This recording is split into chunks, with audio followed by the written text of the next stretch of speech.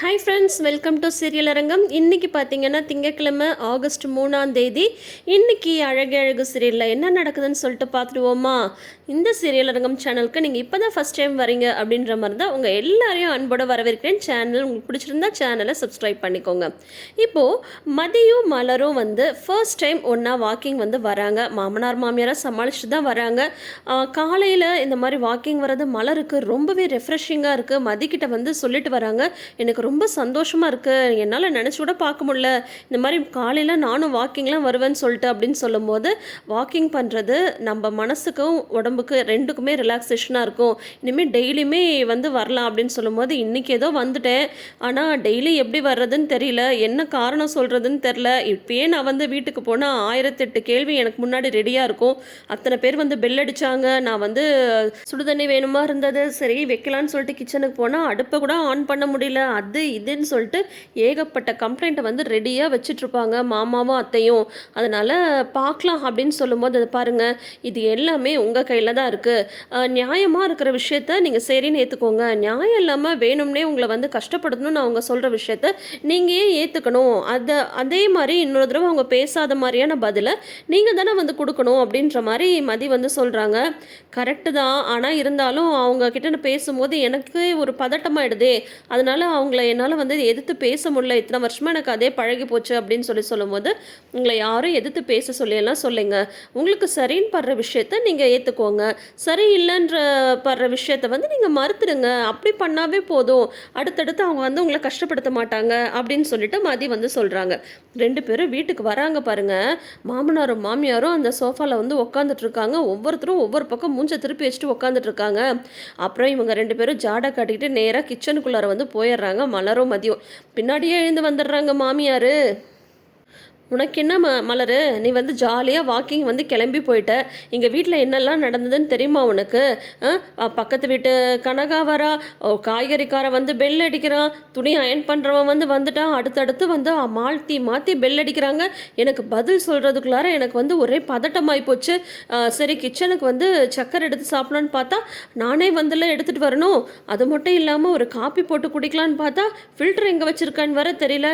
அப்பா இவ்வளோ பதட்டம் எப்படி எனக்கு வந்து தேவையா சொல்லு அப்படின்ற மாதிரி சொல்லும்போது, என்னத்தை நீங்கள் வந்து இப்படி சொல்லிட்டீங்க, நான் என்ன எனக்காகவா வாக்கிங் போனேன், எல்லாமே உங்களுக்காக தான் அப்படின்னு சொல்லிட்டு மலர் சொல்கிறாங்க.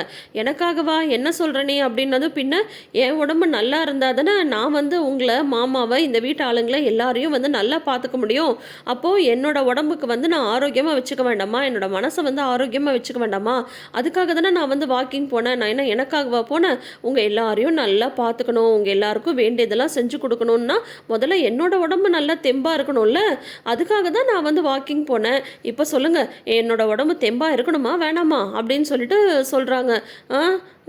ஆமாம் ஆமாம் அப்படின்னு சொல்லிட்டு உங்கள் மாமியார் வந்து போயிடுறாங்க. மதிக்கு ஒரே ஆச்சரியம், என்னங்க நீங்களா இப்படி ஒரு பதில் பேசுனீங்க அப்படின்னு சொல்லிட்டு மதி வந்து கேட்க, மலர் வந்து ஆமாம் எனக்கே ஆச்சரியமாக இருக்கு, நானா இப்படி ஒரு பதில் சொன்னேன், அவங்க அடுத்த கேள்வி கேட்காத மாதிரி பதில் சொல்லிட்டீங்களே அப்படின்ற மாதிரி வந்து மதி வந்து சொல்லிட்டு இருக்காங்க. அவ்வளோதாங்க விஷயம். நம்ம வந்து யாரையும் காயப்படுத்தணும்னு அவசியம் இல்லை.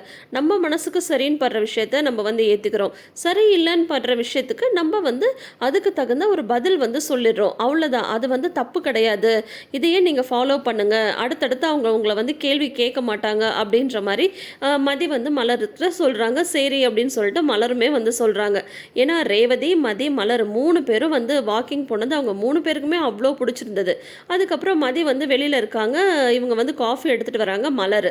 அப்போ பார்த்தா மலரோட தம்பிக்கிட்டேருந்து ஒரு மெசேஜ் வந்திருக்கு, வாய்ஸ் மெசேஜ். அக்கா அம்மாவுக்கு வந்து உடம்பு சரியில்லை, நீ ஃபோன் பண்ணி பேசு அப்படின்னதும், நேற்று கூட பேசினேனே நல்லா தானே இருந்தாங்க அப்படின்னு சொல்லிட்டு உடனே மலர் வந்து பதறி போய் அவங்க அம்மாவுக்கு வந்து கால் பண்ணுறாங்க. என்னம்மா உனக்கு உடம்பு சரியில்லையா அப்படின்னது, இல்லையே நான் நல்லா தான் இருக்கேன் அப்படின்னது, போய் சொல்லாதம்மா, கார்த்திக் வந்து என்கிட்ட சொல்லிட்டான் அப்படிங்கும்போது, உங்ககிட்ட சொல்ல வேணான்னு சொல்லியிருந்தேன்டே, அவன் சொல்லிட்டானா அப்படின்றாங்க. என்னதாம்மா ஆச்சு உன் உடம்புக்கு, முதல்ல அதை சொல்லுமா, எனக்கு பதறதில்லை அப்படின்னது, நீ இந்த மாதிரி பதறவேன் தாண்டி சொல்ல வேணான்னு சொல்லியிருந்தேன், ஒன்றும் இல்லை பயங்கர முதுகு வலி, சரி 2 நாளில் சரியாக போய்டுன்னு பார்த்தா இன்னைக்கு காலையில் வந்து ஒன்றும் பொறுக்கவே முடியல, அதனால போய் டாக்டர்கிட்ட போயிட்டு வந்தோம் அப்படின்னது, டாக்டர் என்னம்மா சொன்னாங்க, ஏதாவது வந்து எக்ஸ்ரே எடுத்து பார்த்தாங்களா அப்படின்னு சொல்கிறாங்க. உடனே வந்து அவங்க அம்மா சொல்கிறாங்க, இல்லை போன வாரம் வந்து காஃபி ஒன்று சிந்திருந்ததுன்னு டக்குன்னு குனிஞ்சு வந்து அதை துடைக்க போயிட்டேன். அன்னைக்கு வந்து அது வலி தெரில. அதுக்கப்புறம் தான் வந்து பார்த்தா முதுகு வந்து பயங்கரமாக வலி எடுத்துருச்சு அப்படின்னு சொல்லும்போது என்னம்மா சொன்னாங்க அப்படின்னதும் முதுகுத்தண்டு வந்து கொஞ்சம் வீக்காக இருக்குது அப்படின்ற மாதிரி அவங்க வந்து சொன்னாங்க. அதுக்கு மாத்திரைலாம் கொடுத்துருக்காங்க அப்படின்னு சொல்கிறாங்க. சரி சரி நான் வந்து உன்னை பார்க்குறேன் அப்படின்னு சொல்லி சொல்லும்போது அது எப்படி அவ்வளோ சீக்கிரம் வந்து உங்கள் வீட்டில் வந்து என்னை பார்க்க விட்டுருவாங்களா அப்படின்னு சொல்கிறாங்க. அதை நான் பார்த்துக்கிறேம்மா, நீ விடுமா, நான் வரேன் வீட்டுக்கு அப்படின்ற மாதிரி மலர் வந்து அவங்க அம்மாட்ட சொல்லிடுறாங்க. உடனே வந்து பார்த்தா பாக்யராஜுக்கு வந்து ஃபோன் அடிக்கிறாங்க. ஃபோன் அடித்து இந்த மாதிரி வந்து அம்மாவுக்கு உடம்பு சரியில்லை அப்படின்னு சொல்லும்போது என்னாச்சு அப்படிங்கிறாங்க. இந்த மாதிரி பயங்கர முதுகுவலின்னு ஹாஸ்பிட்டல்லாம் போயிட்டு வந்திருக்காங்க. எனக்கு வந்து அம்மாவை பார்க்கணுன்னு தோணுது, என்னை வந்து கூட்டிகிட்டு போகிறீங்களா அப்படிங்கும்போது சரி சரி போகலாம் அப்படிங்கும்போது என்ன காரணம் சொல்லுவீங்க அப்படின்னதும் இந்த மாதிரி பேங்க்கில் வந்து ஒரு ஃபங்க்ஷன் இருக்குது, அதுக்கு வந்து எல்லோரையும் கப்புள்ஸாக வர சொல்லியிருக்காங்கன்னு சொல்லிடலாம் அப்படின்னதும் சரி அப்படின்றாங்க. அதுக்கப்புறம் ஃபோனை வச்சுட்டு மலர் வந்து மதிக்கிட்ட சொல்லிட்டுருக்காங்க.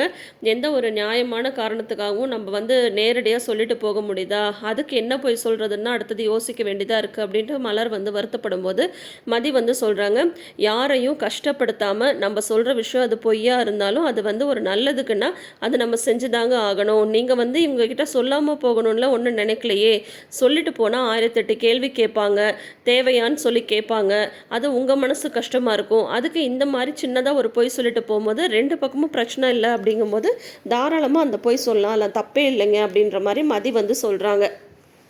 ஆனால் ரொம்ப ஒரு கஷ்டமான விஷயந்தான் இல்லையா, அம்மாவுக்கு உடம்பு சரியில்லைனாலும் பார்க்க போகணுன்னா அதை கூட ஒரு பொய் சொல்லிட்டு தான் போகணும் அப்படின்ற மாதிரி நிறைய பெண்களுக்கு இன்னமும் இந்த மாதிரி சுச்சுவேஷன்லாம் இருந்துட்டு தாங்க இருக்குது.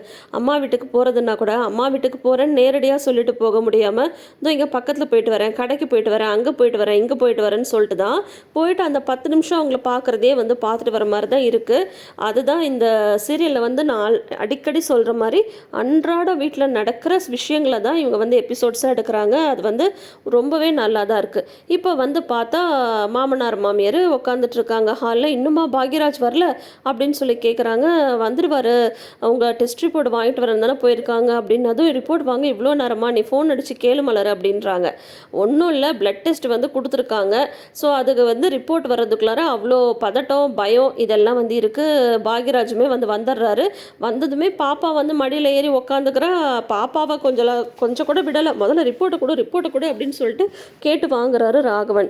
ரிப்போர்ட்டில் வந்து பார்த்தா சுகரும் ஏறி இருக்குது, கொலஸ்ட்ராலும் ஏறி இருக்குது. என்னடா சுகரு கொலஸ்ட்ரால்லாம் ஏறி இருக்குது அப்படின்றாங்க. ரொம்பலாம் இல்லைப்பா, கொஞ்சம் தான் ஏறி இருக்குது, நம்ம வேணால் டாக்டரை வந்து கன்சல்ட் பண்ணிக்கலாம், நாளைக்கு போகலாம் அப்படிங்கும்போது நாளைக்கெல்லாம் இல்லை, இப்பயே போகணும், கொஞ்சம் நாள் அது என்ன ஏதுன்னு சொல்லிட்டு பார்க்க வேணாமா, எனக்கு பயமாக இருக்குது, இப்பயே டாக்டர் போய் பார்க்கலாம் அப்படின்ற மாதிரி வந்து சொல்லிடுறாங்க. இப்போ என்னன்னு பார்த்தா மலரோட அம்மாவுக்கு உடம்பு சரியில்லைன்னு அவங்கள பார்க்க போகணுன்றதுக்காக தான் இவங்க வந்து பேங்க்கில் வந்து ஃபங்க்ஷன் வச்சுருக்காங்கன்னே ஒரு பொய்யை சொல்லிட்டு போகலான்னு இவங்க பிளான் பண்ணியிருக்கும் போது சுகரும் கொலஸ்ட்ராலும் கொஞ்சம் ஏறி இருக்காமா. அதுக்கு உடனே போய் என்னன்னு பார்க்கணும், ஏன்னா இன்றைக்கி ஒரு நாள் நைட் எனக்கு ஏதாவது ஆகிட்டா என்னடா பண்ணுறது அப்படின்ற மாதிரி ராகவன் வந்து சொல்கிறாங்க. பாக்யராஜனால் பதிலே பேச முடியாமல் போயிடுது.